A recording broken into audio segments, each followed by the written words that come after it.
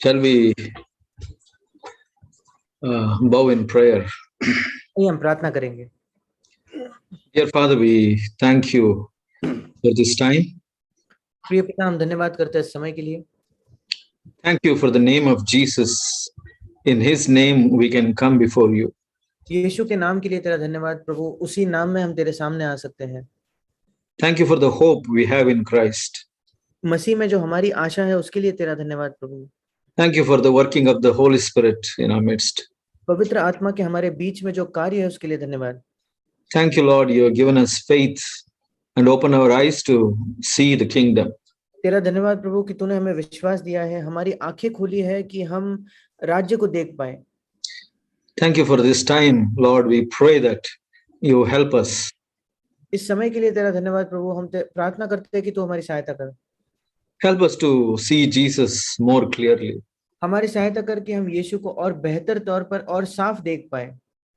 So that we will be encouraged and strengthened so that we can run the race. ताकि हम प्रोत्साहन पाए, हम सामर्थ पाए, ताकि हम इस दौड़ को पूरी कर सके, दौड़ को दौड़ सके। In Jesus' name we pray. यीशु के नाम से मांगते हैं। Amen.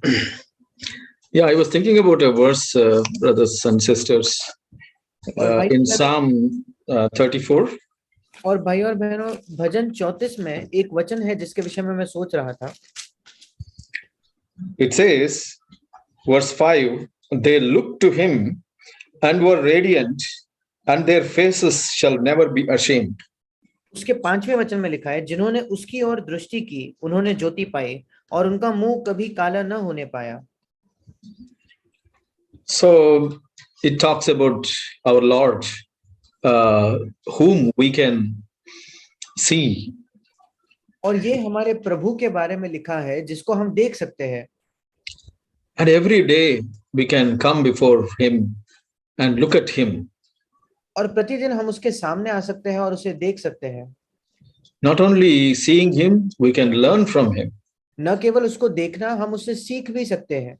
Jesus said, "Come to me and learn from me." यीशु ने कहा, मेरे पास आओ और मुझसे सीखो। So that's a great encouragement for all who are sinners like us.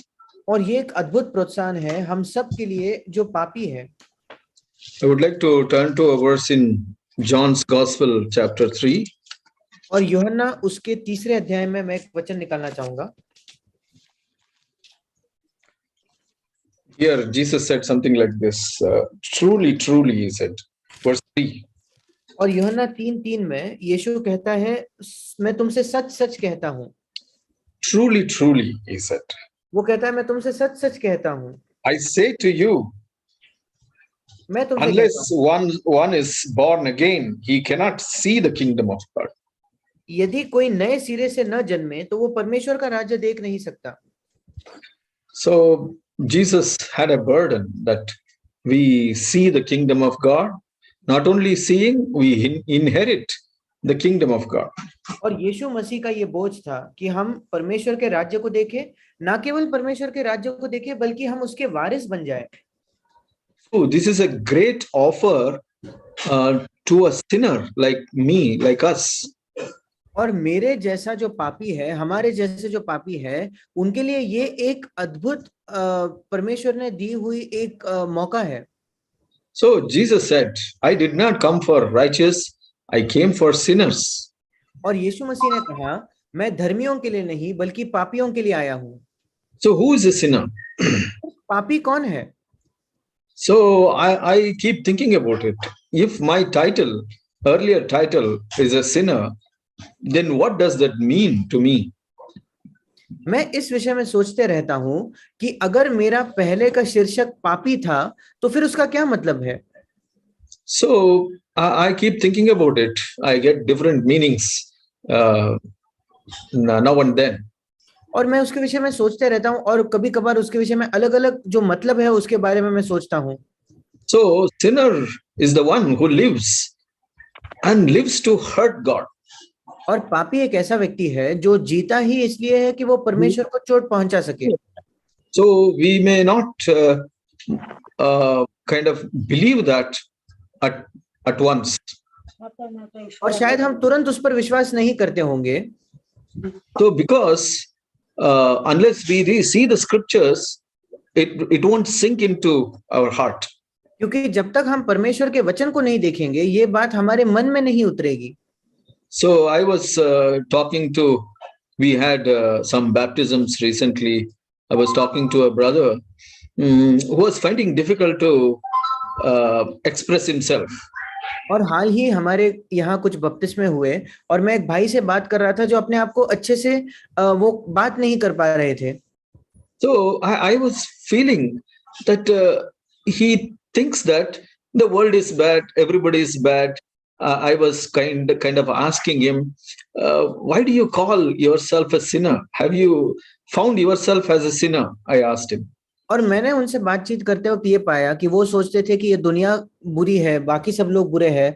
और मैंने उनसे पूछा कि तुम अपने आप को पापी क्यों कहते हो? क्या तुमने कभी महसूस किया है कि तुम पापी हो? I asked him like this, because you sinned here and there, you committed few sins. Is that the reason you call yourself a sinner? और मैंने उनसे प्रश्न किया, क्योंकि तुमने यहाँ वहां कोई एक दो पाप किए थे, क्या इस वजह से तुम अपने आप को पापी समझते हो? Then he said yes. उन्होंने उत्तर दिया हाँ। Then I told him, see, I don't know whether you understood what sinner means there. और फिर मैंने उनसे कहा, मुझे नहीं लगता कि तुम समझ गए हो कि पापी होने का क्या मतलब है। So it is not that you committed few sins, that's why you are a sinner. ये ऐसा नहीं कि तुमने कुछ पाप किए थे इसलिए तुम एक पापी हो। Then what happens if you come like that? You come to Jesus and you confess this sin, this sin, this sin, this sin, this sin, and you believe that or imagine that God has forgiven you all those sins. अगर ऐसा होता तो होगा ये कि आप यीशु के पास आओगे और उसके सामने इस पाप, उस विशेष पाप का अंगीकार करोगे और तुम्हें लगेगा कि उसने तुम्हारे उन सारे पापों को क्षमा कर दिया है। Don't you know that you committed those sins because you have natural drive to sin? क्या आप नहीं जानते कि आपने वो सारे पाप इस वजह से किए क्योंकि आपके अंदर एक स्वाभाविक इच्छा थी पाप करने की। So you're naturally a sinner. That's the reason you have committed these few sins, which you think these are few sins. और आप स्वाभाविक तौर पर ही पापी हो, उसी वजह से आपने कुछ पाप किए जो आपको लगता है कि ये बहुत थोड़े से कुछ पाप थे। So the truth is that you are naturally a sinner, but you didn't get because of society or upbringing, you didn't get enough opportunity to sin. Otherwise, you would have committed any kind of sin. But whether you committed those sin or not, you are still sinner. और आप सत्य ये है, वास्तविकता ये है कि आप स्वाभाविक तौर पर एक पापी हो, पर केवल इस समाज की वजह से या आपको जिस प्रकार बड़ा किया गया उस वजह से आपको पर्याप्त मौके नहीं मिले पाप करने को, नहीं तो भी आप बस उतने ही बड़े पापी हो। So then I had to pray with him and made him to read Romans chapter 3 verse 10 to 18 or 19. और फिर मुझे उनके साथ प्रार्थना करनी पड़ी और मैंने उन्हें रोमियो 3 उसके 10 से लेकर 19 वचन को तक पढ़ने को कहा। So slowly I could sense that God was opening his heart to accept that he was a wretched sinner. और धीरे धीरे मैंने ये देखा कि परमेश्वर उसके हृदय को खोल रहा था कि वो इस बात को देख सके कि वो एक बहुत ही बुरा बदतर पापी है। So then, as I said, sinner is the one who lives to hurt God. और फिर जैसे मैंने कहा, पापी व्यक्ति मतलब वो है जो जीता ही इसलिए है कि वो परमेश्वर को चोट पहुंच जाए, तकलीफ दे। So then I had to give him this example of a Pharisee and a publican or tax collector who came to the temple. और फिर मुझे ये उदाहरण देना पड़ा उसे, वो जो फरीसी था और चुंगी लेने वाला जो मंदिर में आए। So Pharisee came with lot of list of good things which he was doing. और वो जो फरीसी था वो मंदिर में एक बड़ी सूची लेके आया कि क्या-क्या अच्छी बातें उसने की थी या वो कर रहा था। He was so happy about those things. उन बातों के विषय में वो बहुत ही खुश था। He was so satisfied with his life. वो अपने जीवन के साथ बिल्कुल संतुष्ट था। And the sad part was that he went without being justified. और दुख की बात यह है कि वो धर्मी न ठहराए हुए ही वापस गया। But this tax collector who came, he was justified. पर ये जो चुंगी लेने वाला आया था वो धर्मी ठहराया गया। The spirit which was in him was that, Lord, there is nothing good in me. उसके अंदर ऐसी आत्मा थी कि प्रभु मेरे अंदर कुछ भी अच्छा नहीं है। So that made a difference. और उसके वजह से उन दोनों में एक अंतर था। So I was thinking, somebody can hurt God by doing so many right things. और मैं सोच रहा था कि ऐसा भी संभव है कि कोई परमेश्वर को दुख पहुंचाता है कई अच्छी बातें करके। So this Pharisee who did so many good things and thought that he was okay, but God was hurt by all his good deeds. और ये फरीसी जिसको लगा कि वो कई अच्छी बातें कर सकता है, पर परमेश्वर को तो दुख लगा उन्हीं अच्छी बातों की वजह से। So the point is, with what attitude he did those things. और मुख्य बात यह है कि किस मकसद के साथ, किस इरादे के साथ उसने वो अच्छे काम किए थे। So we see that Jesus lived about 30 years. और हम देखते हैं कि यीशु मसीह लगभग 30 वर्ष तक जी रहा था। Almost first time he had to preach. We see that Sermon on the Mount, what he spoke. और लगभग जब पहले बार उसको प्रचार करना पड़ा, पहाड़ी उपदेश जो था, हम देखते हैं कि उसने क्या प्रचार किया। So we'll turn to that, Matthew chapter 5. और हम पहाड़ी उपदेश निकालेंगे मत्ती उसका 5वां अध्याय and verse 3. उसका 3रा वचन। I was thinking much about this particular verse. मैं विशेष करके इस वचन के बारे में बहुत सोच रहा था। So blessed are the poor in spirit, for theirs is the kingdom of heaven. धन्य है वे जो मन के दीन है, क्योंकि स्वर्ग का राज्य उन्हीं का है। So we heard Jesus saying, truly, truly, I say to you, unless a person is born again, he cannot see the kingdom of God. और हमने यीशु को कहते सुना कि मैं सच सच तुमसे कहता हूं कि जब तक कोई नए सिरे से जन्म ना पाए, वो परमेश्वर को राज्य को देखने न पाएगा। And also here it says, blessed is the poor, are the poor in spirit, and theirs is the kingdom of heaven, it says.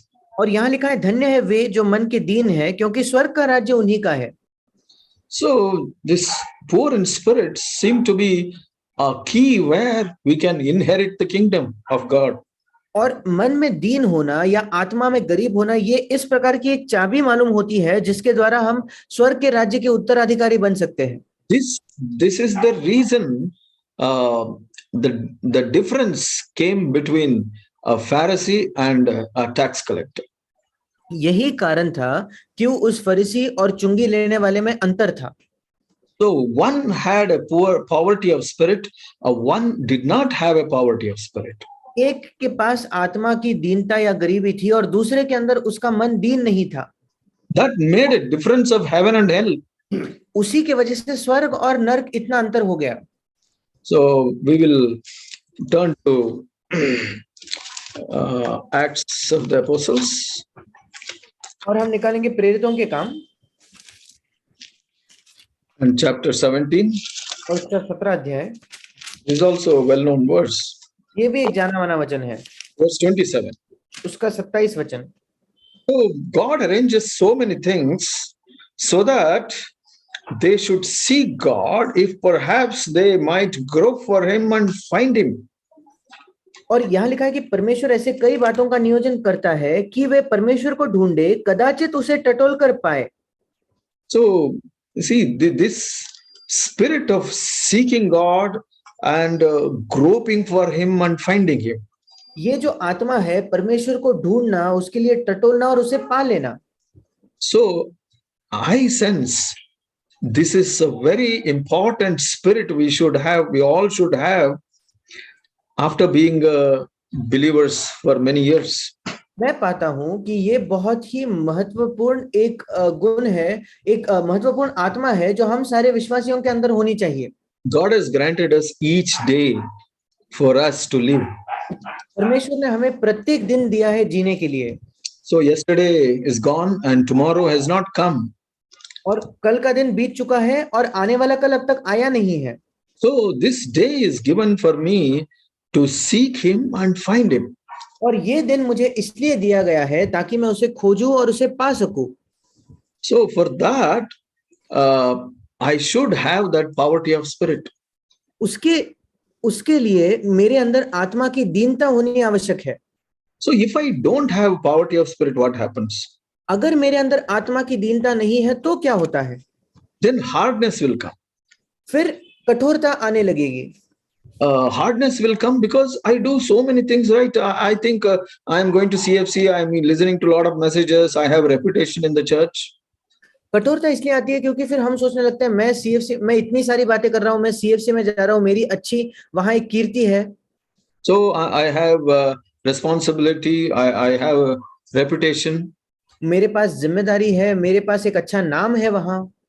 So these are the things will make me not to seek God earnestly. ये वो सारी बातें हैं जो मुझे विवश कर देंगी कि मैं परमेश्वर को ईमानदारी से और पूर्ण हृदय से नहीं खोजूं। And that thing will remove that poverty of spirit. और ये मेरे अंदर की जो आत्मा की दीनता है उसको निकाल लेगा। So poverty of spirit is something a desperate yearning or seeking God. और आत्मा की दीनता मतलब परमेश्वर को बहुत ही तीव्र होकर खोजना या उसको ढूंढना। That means I am not happy or satisfied with my present condition. इसका मतलब मेरी वर्तमान जो अवस्था है उससे मैं खुश या संतुष्ट नहीं हूं। So as we read in the beginning, Psalm 34:5, where it says, "When I see him, I'll be radiant." और जैसे हमने शुरुआत में पढ़ा भजन 34 उसके 5 में, जब हम उसको देखेंगे तो हम ज्योति पाएंगे। So I get light, more and more light as I keep seeing Jesus. इसका मतलब मैं जितना यीशु को जिस मात्रा में देखते रहता हूं उस मात्रा में मैं अधिक और अधिक ज्योति पाता हूं। And I feel very sad about my own condition. और मुझे अपनी अवस्था के बारे में बहुत ही बुरा लगता है। So let's turn to Mark chapter 1. और आइए हम निकालेंगे मरकुस रचित सुसमाचार पहला अध्याय। We'll see an example of Jesus here. हम यीशु के उदाहरण को यहाँ देखेंगे। Mark chapter 1 verse 35. You can read, brother. मरकुस 1 उसका 35 वचन। भोर को दिन निकलने से बहुत पहले वो उठकर निकला और एक जंगली स्थान में गया और वहां प्रार्थना करने लगा। So it says early morning he got up. और यहाँ लिखा है कि भोर को दिन निकलने से पहले वो उठा। So it was still dark at that time. और उस समय तब भी अंधकार था। And he got up. और वो उठ गया। But we should not forget that previous day he went to bed very late. पर हमें ये नहीं भूलना चाहिए कि इसके पहले जो दिन था वो बहुत ही देर से सोने गया था। Multitudes gathered and he was praying for them, healing them. क्योंकि बड़ी भीड़ इकट्ठा हो गई थी और वो सबके लिए प्रार्थना करके उन्हें चंगा कर रहा था। So much miracle happened and it must be a very satisfying day. That's how it was looking like. और उस दिन बहुत चमत्कार हुए और दिखने में तो मालूम पड़ता था कि वो बहुत ही संतुष्ट और तृप्त करने वाला मानो एक दिन हो। So any of us, if we were there in that place, we would have said, "Oh, we have really pleased the Lord. Let us rest and get up very late in the morning." और हम में से कोई अगर वहां होता तो हम बड़े संतुष्ट होकर कहते कि नहीं, आज तो हमने प्रभु को बहुत ही प्रसन्न किया, आइए हम आराम से सो जाएं और देर से सुबह उठे। But Jesus had this poverty of spirit. पर यीशु के अंदर आत्मा की दीनता या आत्मा की गरीबी थी। That poverty of spirit drove him. उस आत्मा के दीनता ने उसको विवश किया, उसको चलाया। So he got up early morning and went out and he went to a lonely place and he started praying there. और बड़ी भोर को वो उठकर दिन निकलने से पहले एक एकांत जंगली स्थान में गया और वहां प्रार्थना करने लगा। And there is a place where Paul says the love of God constrains us. और एक जगह है बाइबल में जहां पौलुस कहता है कि परमेश्वर का प्रेम हमें विवश करता है। I think it is in 2 Corinthians chapter 5:4, I think, yeah. 5:14 maybe. Yeah. और वो दूसरा कुरिन्थी 5:14 में है। So he was pushed by or constrained, or something was driving Paul to do God's will.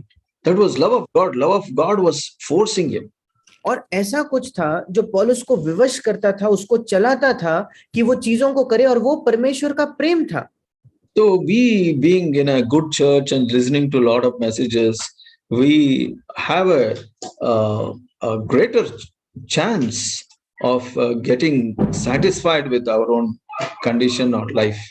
और हम जो एक अच्छी कलीसिया में है, जहां अच्छे संदेश हम सुनते हैं, हमारे साथ ये ज्यादा संभव है कि हम अपने वर्तमान स्थिति, वर्तमान जीवन के साथ संतुष्ट हो जाते हैं, खुश हो जाते हैं. So that's why Jesus, the first phrase which he used in the Sermon on the Mount was, "Blessed are the poor in spirit; they shall inherit the kingdom." इसी वजह से यीशु मसीह ने पहाड़ी उपदेश में जो पहला शब्द कहा, पहला वाक्य कहा था, वो यही है, धन्य है वे जो मन के दीन है, क्योंकि स्वर्ग का राज्य उन्हीं का है. Yeah, not only here. So we read in another place where I think John's Gospel chapter 5. केवल यही नहीं, हम एक और जगह पे पढ़ते हैं, योना रचित सुसमाचार उसका 5वां अध्याय. So 5 verse 19. उसका 19 वचन.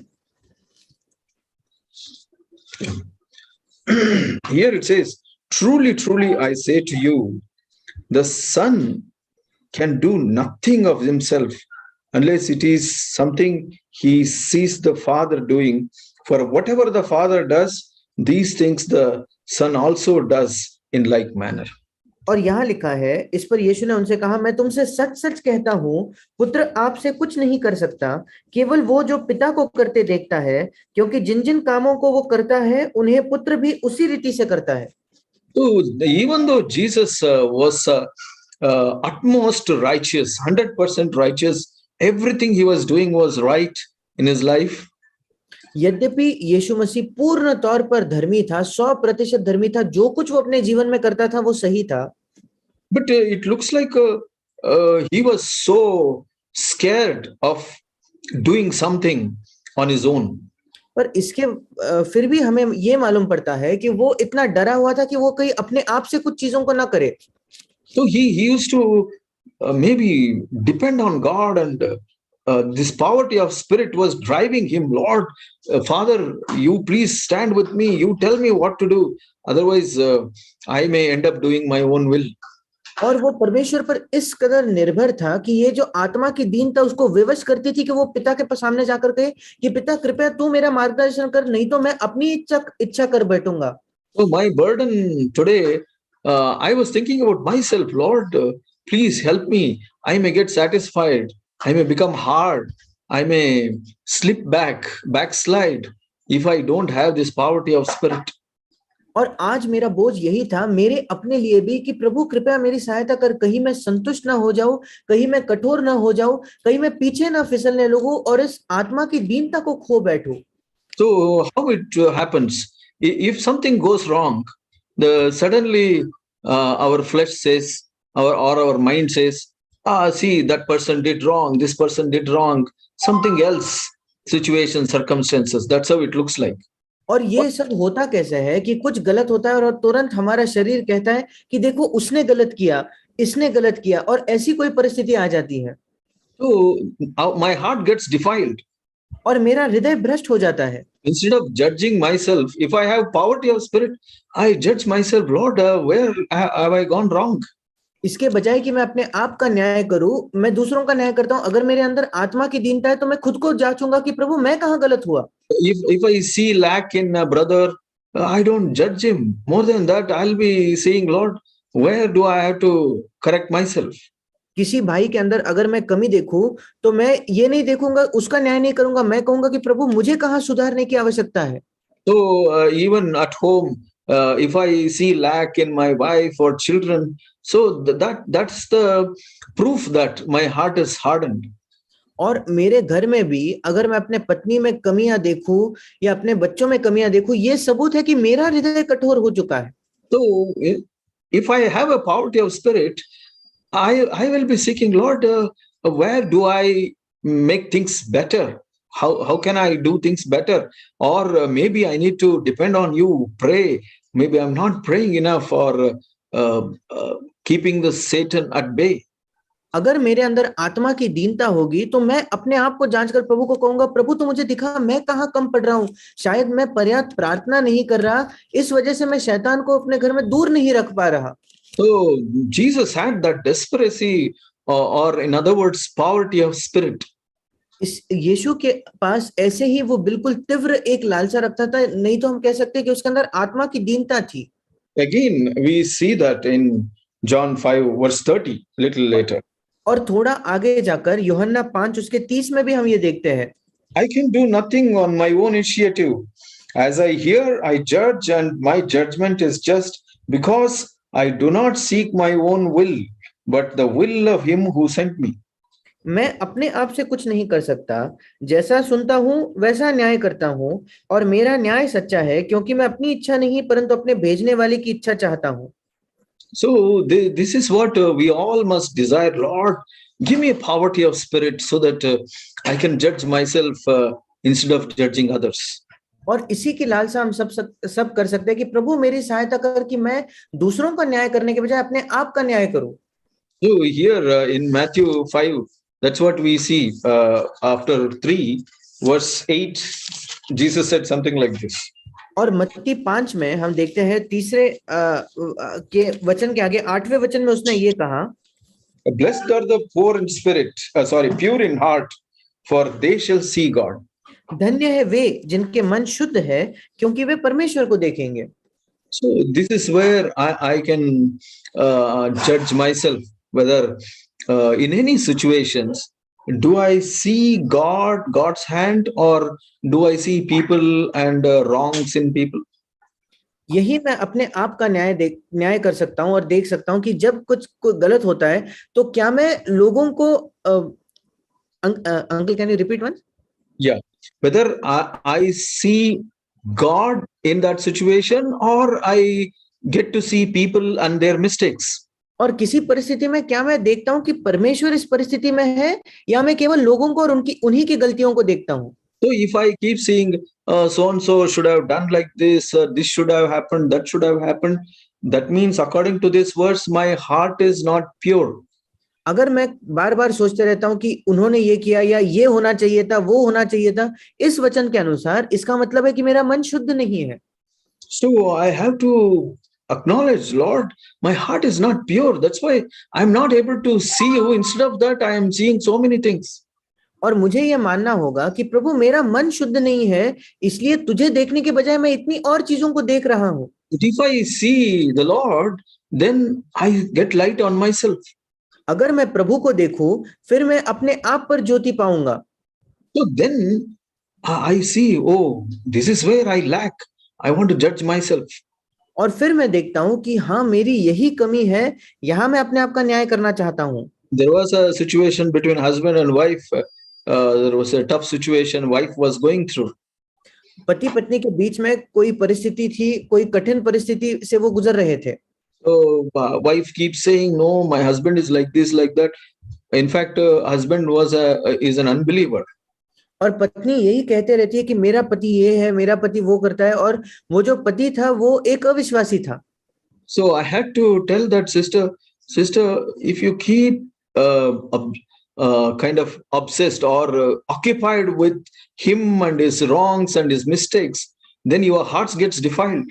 और मुझे उस बहन को बताना पड़ा कि बहन, अगर आपका मन बस इसी बातों में जकड़ा है कि उसकी क्या गलती है, उनकी क्या कमियां हैं, तो फिर उससे आपका मन भ्रष्ट हो जाता है। God still promises that he can change you. परमेश्वर उसके बावजूद आपको वायदा देता है कि वो आपको बदल सकता है। God's promise says he can protect you. परमेश्वर का वायदा है कि वो आपको सुरक्षित रख सकता है। So God can change you, God can give you grace and make you overcome through all these situations. परमेश्वर आपको बदल सकता है, वो आपको अनुग्रह दे सकता है, इन सारी परिस्थितियों में आपको वो जयवंत बना सकता है। So after you change and when your husband sees you change, then he may change. That is secondary. एक बार आप बदल जाओ और जब आपका पति आपके अंदर बदलाव देखेगा, फिर अगर वो खुद उसके अंदर बदलाव आता है तो वो दुय्यम है। So whether he changes or not, But God is committed to his promise. If you trust him, he can give you grace to overcome every situation. और वो बदले ना बदले, पर परमेश्वर का वायदा ये है कि वो आपको हर परिस्थिति में अनुग्रह दे सकता है जिससे आप जयवंत हो। But you should have a poverty of spirit to judge yourself. Otherwise, what happens? You keep thinking that your husband should change. आपके अंदर आत्मा की दीनता होनी चाहिए कि आप खुद के अंदर बदलाव खोजो, नहीं तो आप यही सोचोगे कि आपके पति को बदलना चाहिए। So your heart gets defiled by keep looking at others' wrongs.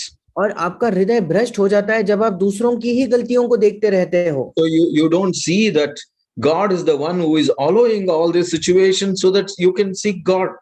और आप ये नहीं देख पाते कि परमेश्वर खुद है जो इन परिस्थितियों की अनुमति दे रहा है ताकि आप परमेश्वर को और खोजो। So that is very important. We should understand. और ये बहुत ही महत्वपूर्ण है जो हमें समझना है। That's what made a difference in the life of Joseph. और यूसुफ के जीवन में यही बात थी जिसने एक अंतर लाया। So he had the poverty of spirit. Despite of all the wrongs around him, he was not too much occupied with what others should be doing. और यूसुफ के अंदर आत्मा की दीनता थी, इसके बावजूद कि उसके आसपास इतनी बुराई, इतनी दुष्टता थी, पर उसका ध्यान इसमें नहीं लगा था कि दूसरों ने क्या करना चाहिए। Even Jacob also quite a long, many years, he was seeking what is good for him. और याकूब भी लंबे समय तक, कई सालों तक यही देख रहा था कि उसके लिए क्या अच्छा है। So there was a time God touched him. The poverty of spirit came into his life. और एक समय आया जब परमेश्वर ने उसे छुआ और आत्मा की दीनता उसके अंदर आ गई। He said, Lord, you just be with me or just bless me. That's enough for me. उसने कहा, प्रभु तू मेरे साथ रहे और तू मुझे आशीष दे, बस वही पर्याप्त है मेरे लिए। After that, he was a broken man. उसके बाद वो एक टूटा हुआ व्यक्ति था। So broken man means the one who depends on God and judges himself. टूटा हुआ व्यक्ति मतलब जो परमेश्वर पर निर्भर होकर अपने आप का न्याय करता है। I heard Brother Zach saying he had kept one statement on his table for many years, maybe 25 years or 30 years, he said. और मैंने भाई जैक को ये कहते हुए सुना है कि उन्होंने अपने टेबल पर एक वाक्य लिखकर लगभग 25-30 वर्षों तक रखा था। So that is happiest man is the one who judges himself and never judges others. और वो कथन ये था, सबसे खुश व्यक्ति वो है जो निरंतर अपने आप का न्याय करता है और कभी किसी और का न्याय नहीं करता। So according to that, I can say that the one who has a poverty of spirit is the happiest person. उसके अनुसार मैं कह सकता हूं कि जिसके पास आत्मा की दीनता है वो सबसे खुश व्यक्ति है। So person who has a poverty of spirit is the one who only looks to lives to see his own lack.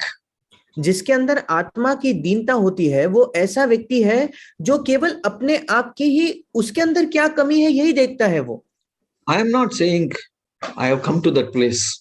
मैं ये नहीं कह रहा कि मैं उस स्थान तक पहुंच गया हूं।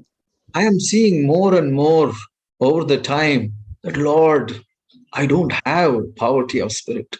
मैं अधिक और अधिक जैसे समय बीतता जाता है देख पा रहा हूं कि प्रभु मेरे पास वो आत्मा की दीनता नहीं है। Lord, many situations defeat me and I think that has to be corrected, this has to be corrected, that to be changed and so many things, and that will bring heaviness on me. कई परिस्थितियां मुझे हरा देती है और मैं सोचता हूं कि ये बदलने की आवश्यकता है, वो बदलने की आवश्यकता है, और उसके वजह से मैं एक बोझ या एक भारीपन महसूस करता हूं। Instead of saying, Lord, I want the change. What is wrong with me? I want to change. इसके बजाय कि मैं कहूं, प्रभु मैं बदलना चाहता हूं, तू मुझे दिखा मेरे अंदर क्या गलत है, मैं बदलना चाहता हूं। Like the song which we sang in the beginning, draw me nearer, draw me nearer. जैसे वो गीत हमने शुरुआत में गाया कि मुझे तेरे और निकट तू खींच ले। So as we go close to the Lord, और जैसे हम प्रभु के नजदीक जाते हैं, and we see more of the poverty of spirit in Jesus. और हम यीशु में अधिक आत्मा की दीनता जब देखते हैं, So even we read in John 13. और यूहन्ना 13 में भी हम पढ़ते हैं See, there was a need. The disciples' feet need to be washed. वहां एक जरूरत थी, शिष्यों के जो पांव थे वो धोने की आवश्यकता थी। Immediately, Jesus had the poverty of spirit, where he said, "Oh, okay, let me do this." तुरंत Yeah. तुरंत यीशु के अंदर आत्मा की दीनता थी कि उसने कहा, अच्छा यहाँ एक जरूरत है, मैं तुरंत इसे करना चाहता हूँ। He was not looking for somebody to do it, but instead he was only judging myself. Oh, somebody has to do it. Let me do it. Something like that. वो ये नहीं ढूंढ रहा था कि अरे कोई आकर इस काम को करेगा, उसने देखा कि यहाँ कोई करने की आवश्यकता है तो मैं खुद उसे करूंगा। So there was no fault finding there. तो वहां वो दूसरों पर दोष नहीं लगा रहा था। So that's why he had joy and happiness. इसी वजह से उसके पास आनंद और खुशी थी। Even after the resurrection also. So immediately he found, oh, these my disciples are tired. Let me make breakfast. He made the breakfast and kept it ready. He said, और come, have breakfast. और पुनरुत्थान के बाद भी वो देखता है कि मेरे शिष्य थक चुके हैं, इसलिए वो पहले से उनके लिए नाश्ता भोजन बनाकर रखता है और वो कहता है कि आ जाओ और यहाँ मेरे साथ भोजन करो। That's what it does for us, the poverty of spirit. और आत्मा की दीनता हमारे अंदर यही करती है। So poverty of spirit always makes us to look for what is lack in us. और आत्मा की दीनता निरंतर यही देखती है कि हमारे अंदर क्या कमी है। It makes us to judge ourselves more and more. और उसी वजह से हम अपने आप का और न्याय करते हैं। Then we can say like that Pharisee, not Pharisee, the tax collector who came. He said, "Lord, I have a lack. I can't lift my eyes up to the heaven, but Lord, I have a lack." Then God was so happy about him. और उस चुंगी लेने वाले ने यही कहा कि वो उस मंदिर में आकर कहता है कि प्रभु मेरी एक जरूरत है, मैं इस योग्य नहीं कि मैं अपनी आंखें भी ऊंची उठाऊं, और परमेश्वर ने वो चीज बहुत प्रसन्न की परमेश्वर को। I would like to close with this verse in 2 Corinthians chapter 9. और इस वचन के साथ मैं अंत करना चाहूंगा, पहला कुरिन्थियों उसका 9वां अध्याय verse 27. उसका 27 वचन।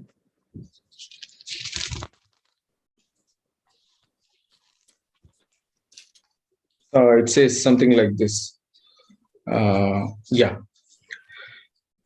I buffet my body and make it my slave, lest possibly after I have preached to others, I myself should be disqualified. वहां लिखा है, परंतु मैं अपनी देह को मारता कूटता और वश में लाता हूं, ऐसा ना हो कि औरों को प्रचार करके मैं आप ही किसी रीति से निकम्मा ठहरूं। So Paul was not speaking like a big leader here. और पौलुस यहाँ किसी बड़े अगुवे के समान बात नहीं कर रहा था। He was gripped by the poverty of spirit. वो आत्मा की दीनता से जकड़ा हुआ था। So despite of helping thousands of people and preaching so many sermons, इसके बावजूद कि उसने हजारों लोगों की सहायता की थी और हजारों प्रचार उसने खुद किए थे, so many churches he had planted, कई कलीसियाओं की स्थापना उसने की थी, God had given him so much grace to do so many things. परमेश्वर ने उसे इतनी बातें करने के लिए बहुत अनुग्रह दिया था। He says, I myself can be disqualified. वो कहता है कि मैं खुद भी निकम्मा ठहर सकता हूँ, So I buffet my body. इसी वजह से मैं अपनी देह को मारता कूटता हूँ। So he lived in that fear. और वो उसी डर में जीता था। The person who has a poverty of spirit is so desperately dependent on God and he prays more. जिस व्यक्ति के पास आत्मा की दीनता है, वो ऐसे तीव्र तौर पर परमेश्वर पर निर्भर होता है, वो ज्यादा प्रार्थना करता है। May the Lord grant us grace to live in the poverty of spirit. परमेश्वर हमें अनुग्रह प्रदान करे कि हम इस आत्मा की दीनता में जिए, so that we can experience the joy of heaven all the time. ताकि हम स्वर्ग के आनंद को निरंतर अनुभव कर पाए। We don't judge others and defile our own heart. हम दूसरों का न्याय करके अपने हृदय को भ्रष्ट नहीं करते। And our hearts will be found blameless before the sight of the Lord. और हमारा हृदय जो है वो परमेश्वर की आंखों के सामने निर्दोष पाया जाएगा। Like that tax collector. जैसे उस चुंगी लेने वाले के साथ हुआ। Every day we can live in the presence of the Lord, justified. प्रतिदिन हम परमेश्वर के उपस्थिति में जी सकते हैं, बिल्कुल धर्मी ठहराए जाकर। May the Lord help us. परमेश्वर हमारी सहायता करे। Amen. आमीन। Thank you, Brother Michelle.